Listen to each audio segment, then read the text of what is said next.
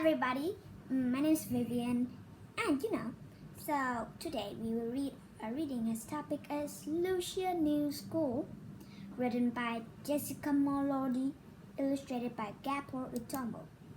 Focus questions: how do Lucia's feelings about her new school change during the stories, and how does meeting Teresa help her?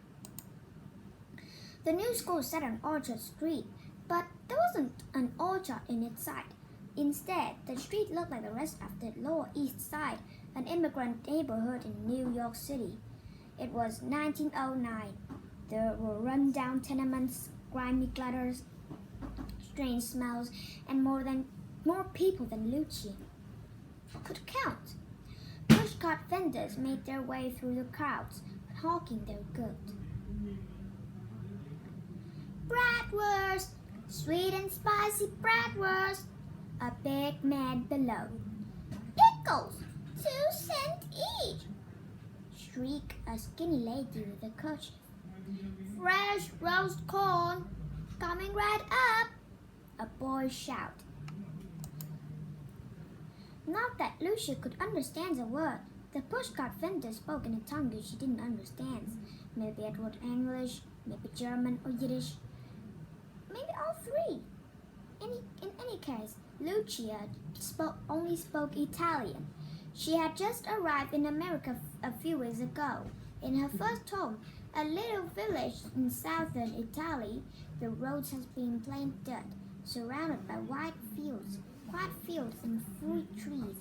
On windy days, the air smells of lemons and oranges and the sea.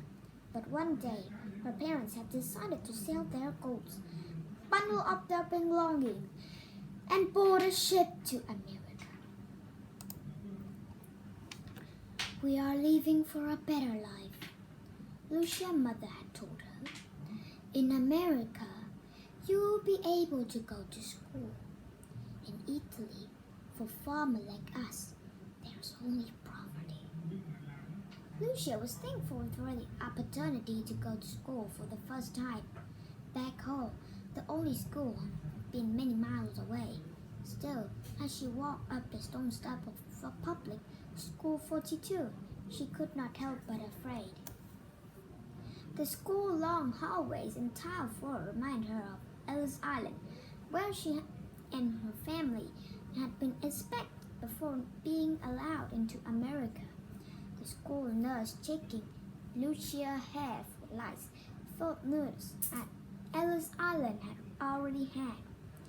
The principal scribbled Lucia's name and classroom number on a slip of paper.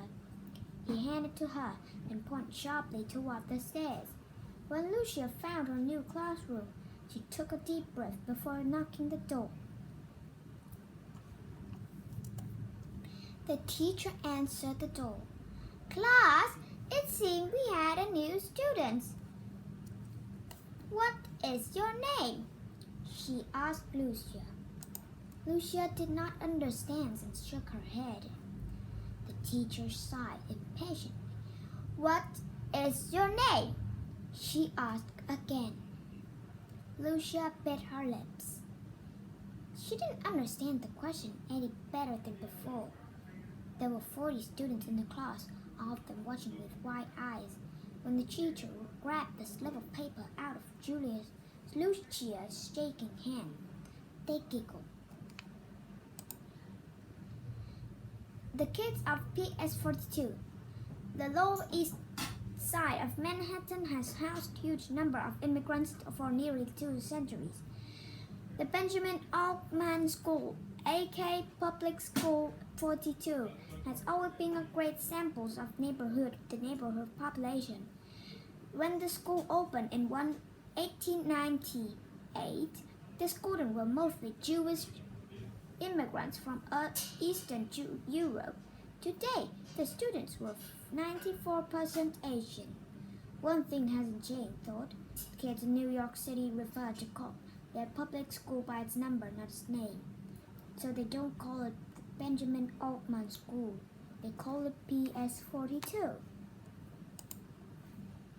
Her name is Lucia Giordano. The teacher announced as she walked Julia into a desk.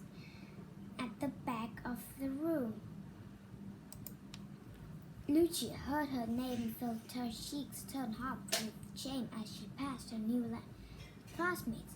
She would have realized what the teacher had asking, but how could she have been sure? It all sounds like nonsense until Lucia had. The rest of the day passed in a blur. Everything was in English. Textbooks, the writing on the blackboard, the teacher instructions. English was awful, Lucia decided, with its clunky consonants and obvious sound vowels. All day long, a strange sound surrounds her like a dark fog. Feared she would never escape. I hate school, she told her parents that night. I don't know anybody and nobody will talk to me. I can't even see the blackboard from where I sit. Not that it matters. I don't have any idea what's going on because it's all in English. It's the same for me at the brickyard, Lucia's father said. The boys speak English, so I must learn to speak English. This is a new country, Lucia, and we are all going to have to learn this English. Her mother said, What for? Why did we have to leave everything we know for this crowded country and its horrible language? We did this for you, Lucia's father said in a firm voice. In America, you have the chance for a better life. Now finish your dinner. School starts early tomorrow. All week, Lucia did her best to follow along at school, but her confusion continued. She tried asking a classmate for help, but the girl shook her head and looked away. When Friday finally arrived, Lucia raced out of the building, eager to escape. She ran so fast, however, that she slipped down the stone steps and banged into another girl. Mi scusi, Lucia apologized in Italian before she could stop herself. The word just slipped out. To her surprise, the girl she had bumped into grinned. Tranquilla, she cried. You speak Italian? Lucia cried. Of course, the girl replied. My name is Teresa.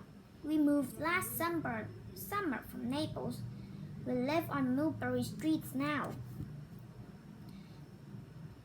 They were still speaking in Italian as they walked together down the streets. Are there mulberries on your streets? Lucia asked. We live on Elizabeth Street, but nobody seems to know who she was. Teresa laughed. Not a mulberry tree in sight, but sometimes I like to sit on the fire escape and pretend I'm at the top of the very tall tree. What a wonderful idea!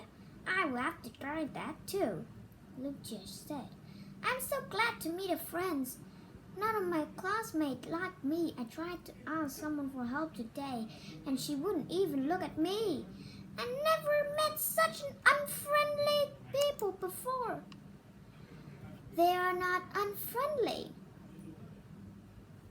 Teresa explained. I'm sure they'd like you if they understood you. Look around.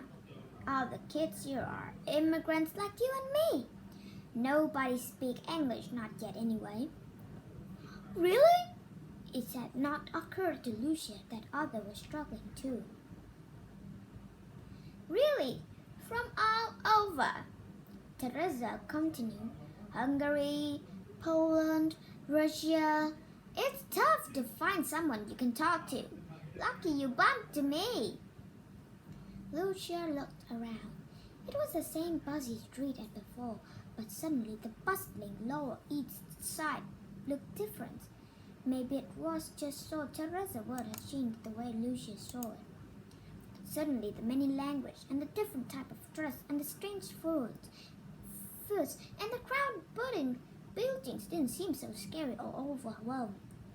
Everyone came here for a better life, just like we did. Lucia said, everybody probably feels just alone as and afraid as I do. But you are not alone, Teresa said. We can learn English together. Then she grabbed Lucia's hands and said the words again, but in English. Say it with me. Lucia grinned. Together, she said. Now, let me read for you the glossary. Apologize, showing that one is sorry for saying or do something wrong.